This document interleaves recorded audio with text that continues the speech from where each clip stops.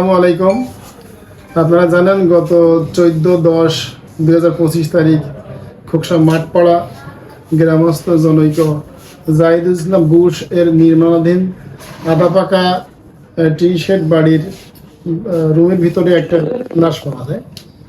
সেই লাশটা আপনাদের মাধ্যমে সংবাদ পাওয়ার পরে আমরা সেখানে যাওয়ার পরে আমরা আমাদের লাশের শ্রুতল সহ সার্বিক কার্যক্রম চলাকালে একসময় জানতে পারি যে খোকসা মাঠপাড়া গ্রামস্থই জনৈক মোহাম্মদ শাহিন হোসেন, উনি খোকসা কাঁচা বাজারে রাজা মিয়ার আড়তের ওজনদারের কাজ করত।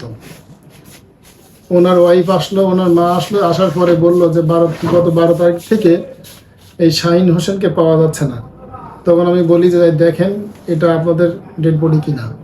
তখন তারা সেখানে যায় এবং শাহিনীর ওয়াইফ মৃত শাহিনের পরিহিত গেঞ্জি, পরনে জিন্সের প্যান্ট এবং তার মুখমণ্ডল দেখে তারা শনাক্ত করে যে এটা শাহিনের লাশ। তখন এই বিষয়টা নিয়ে আমরা তদন্ত করি। আমাদের পাশাপাশি আমাদের সার্কেল স্যারও আসছিলেন, উনি তদন্ত করছেন। আমরা এটা আসামির যে মোবাইল এবং ভিকটিম অর্থাৎ যে মৃত শাহিন হোসেনের মোবাইলের সূত্র ধরে আমরা এই তদন্ত আগাই।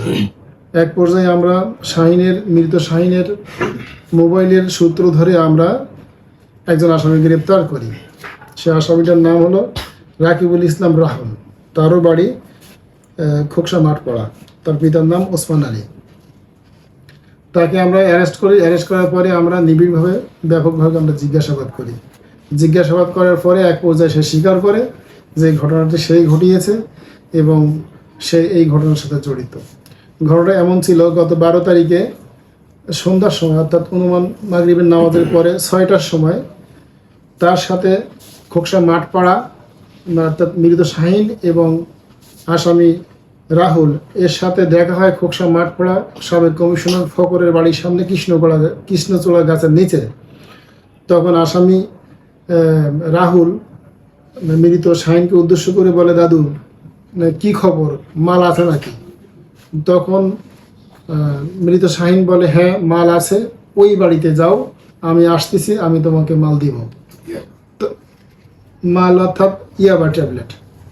আসামি রাহুল সে একজন মাদকসেবী, সে নিয়মিত ইয়াবা সেবন করে এবং ভিকটিম শাহিন সে আমরা তদন্ত জানতে পারছি বা এখনও তদন্ত অব্যাহত আছে, সেও একজন মাদক ব্যবসায়ীর সাথে জড়িত। আসামি রাহুল তার নিকটে থাকা বাইসাইকেলটি তার নিজ বাড়িতে রেখে সে হেঁটে হেঁটে ঘটনাস্থল অর্থাৎ জাহিদুল ইসলাম বুশের বাড়িতে যায়। সেখানে যাইয়ে মৃত শাহিনের নিকট থেকে 2 পিস ইয়াবা নিয়ে সে ওখানে সেবন করে। সেবন করার পরবর্তী যে সময় আসামি চলে আসে, তখন শাহিন তার কাছে টাকা চায়। টাকা চাওয়ার ফলে আসামি রাহুলের নিকট তখন টাকা না থাকায় সে টাকা দিতে পারে নাই।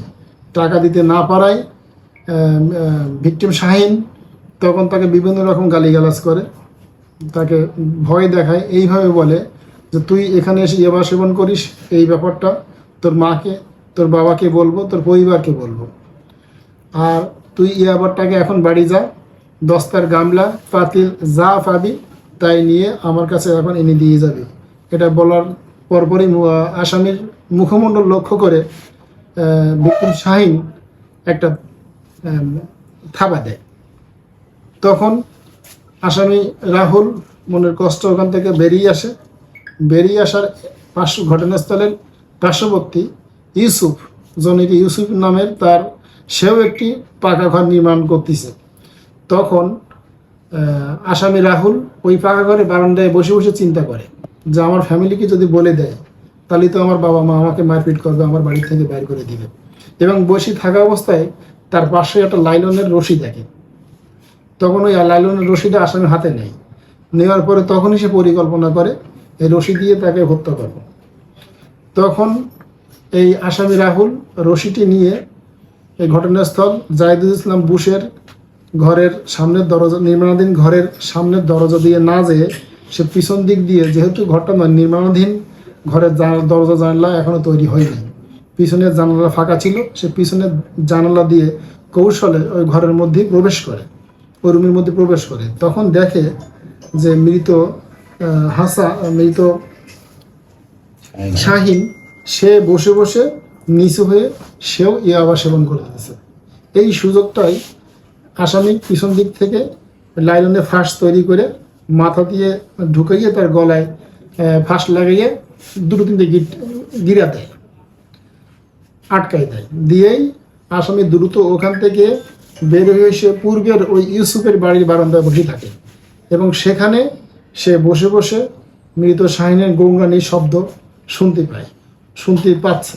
10 থেকে 12 মিনিট পরে যখন মৃত শাহিনের গৌরানি এবং কোনো শব্দ বন্ধ হয়ে যাওয়ার পরে তখন সে আবার পুনরায় সেই ঘটনাস্থল অর্থাৎ বুশের বাড়িতে যায়।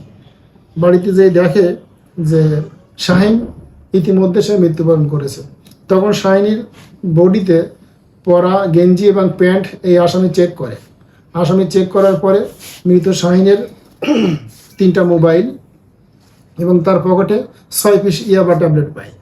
এই 3টা মোবাইল, 6 পিস ইয়াবা ট্যাবলেট এবং একটা মানি ব্যাগের মধ্যে নগদ 150 টাকা ছিল এবং কতগুলো কাগজ আছে সেগুলো ওইভাবে আমরা উদ্ধার করছি। টাকাটা নাই, টাকাটা আসামি খরচ করছে।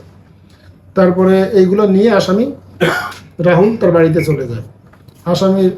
রাহুল তার বাড়িতে যাওয়ার পরের দিন অর্থাৎ 12 তারিখে দিবাগত রাত গেল, 13 তারিখ অর্থাৎ সোমবারের দিন রাহুল চিন্তা করলো যে একটা লোককে হত্যা করা হলো, কিন্তু এখনো পর্যন্ত এলাকায় কোনো সারা শব্দ জানাজানি হয় নাই। বিধায় আসামি রাহুল ওই দিন বিকেল অর্থাৎ 13 তারিখ সোমবার বিকাল 5টার সময় সে আবার ঘটনাস্থল এলাকায় ঘুরতে এসে দেখে যে আশেপাশে কেউ নাই।